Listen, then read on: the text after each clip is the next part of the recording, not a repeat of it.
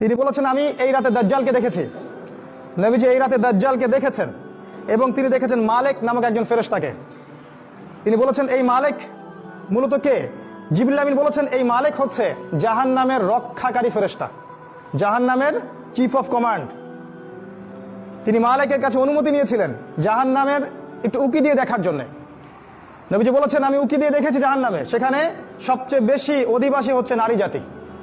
জাহান্নামের সবচেয়ে বেশি অধিবাসী হচ্ছে নারী জাতি। তার মানে এই উম্মতে মুহাম্মাদির একটা বড় অংশের মেয়ে জাহান্নামে যাবে, অন্য উম্মতের নয়। এই উম্মতে মুহাম্মাদির একটা বড় অংশের মেয়েরা জাহান্নামে যাবে। অর্থাৎ এই উম্মার মেয়েদের সাথে শেষ জামানায় এমন কিছু হবে যার ফলে মেয়েরা ঈমান, ইসলাম, পর্দা ধরে রাখতে পারবে না। সেটা কি হচ্ছে সেটা আপনারা বুঝে নেন।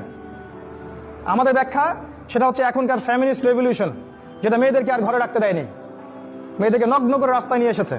এই সেই রেভলিউশন যেটার কারণে